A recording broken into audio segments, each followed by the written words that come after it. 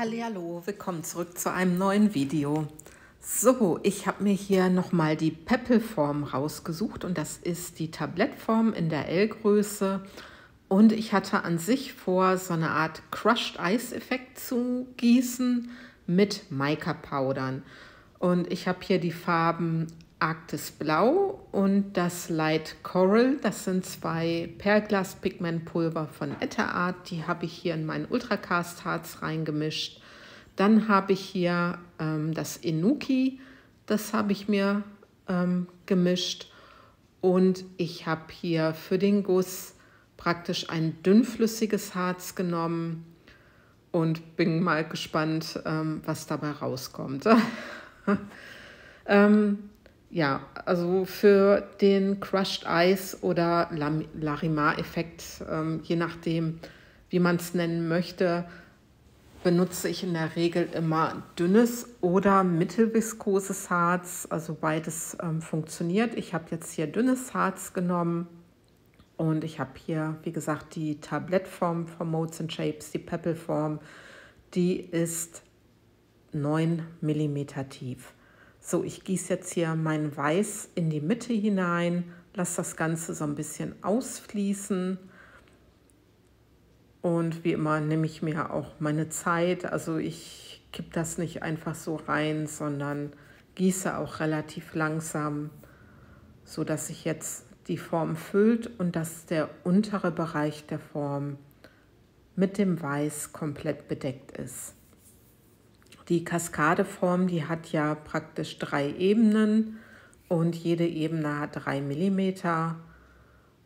Und ja, so, jetzt habe ich hier mein Weiß hineingegeben und dann habe ich überlegt, wie mache ich das jetzt mit meinen Farben. Erst hatte ich gedacht, dass ich so eine Art Kiss pur mache und dann habe ich gedacht, naja, ich habe hier noch klares Harz in meinem Becher und dann habe ich mir überlegt, warum nicht so eine Art Dirty Pur zu gießen. Und ja, ich gieße hier praktisch etwas klares Harz in ein Becherchen, weil ich das später noch brauchen werde. Und dann gebe ich jetzt hier abwechselnd meine Farbe auf das klare Harz, was ich noch in diesem großen Becher hatte. Also erst das Arctic Blue, dann das Light Coral und gieße das halt alles abwechselnd in diesen Becher hinein. Ich bin gespannt, ob man hinterher noch das Rosa erkennen kann, welche Farbe dabei rauskommt, was für ein Effekt. Wie gesagt, ich wollte ja eine Art Crushed Ice Effekt erzielen, nur mit Mica-Powdern. Aber die Form ist halt relativ groß und mit Mica-Powdern kommt wahrscheinlich auch wieder was ganz anderes heraus, als wenn man einfach nur mit Resin-Inks oder mit den Pigment Drops arbeitet. So, ich habe jetzt praktisch alles in mein Becherchen gegeben. Ich vermixe, also verrühre jetzt nichts mehr, sondern gieße praktisch meinen Dirty Pur in meine Form hinein mit diesen beiden Farben und am Ende mit dem klaren, was da ja auch noch in meinem Becherchen war.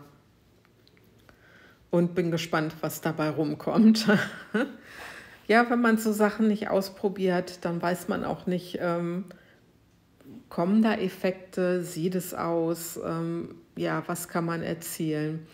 Hier kann man auf jeden Fall schon mal sehen, dass das Blau doch sehr dominierend war. Ja, und entschuldigt bitte, ich habe jetzt gerade mal mein Voice-Over gestoppt, weil unsere Kaffeemaschine sich ausgeschaltet hat.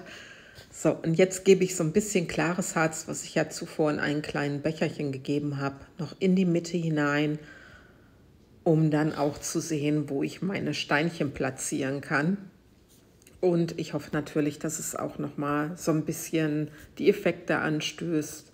Ich gebe jetzt hier meine Steinchen rein und das sind ja so ein bisschen perlmuttfarbene Steinchen und ich finde das immer sehr schön mit diesen Steinchen, weil das gibt doch nochmal einen anderen Effekt. Manchmal finde ich halt Glitter ein bisschen zu viel, deswegen nehme ich ganz gerne diese Steinchen. Bin mir da auch nicht ganz so sicher, wie viel Steinchen brauche ich denn wirklich. Und ja, verteile mir das Ganze so ein bisschen, dass das dann auch so organisch ja, hinterher aussehen wird. Was ich dann später auch noch vorhabe, das seht ihr dann auch später, dass ich da noch eine Schale draus mache. Das gibt so ein bisschen 70er-Look. Das finde ich ja in dieser Pebbles-Form total schön.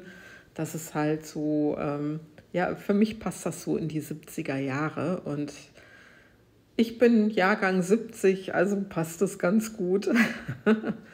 So, ich habe jetzt meine Steinchen hineingegeben, gehe nochmal vorsichtig mit dem Sturmfeuerzeug drüber, dass ich so ein paar Bläschen entferne. Es sind nicht viele Bläschen, aber nur um halt sicher zu gehen, dass die Bläschen dann auch entfernt sind.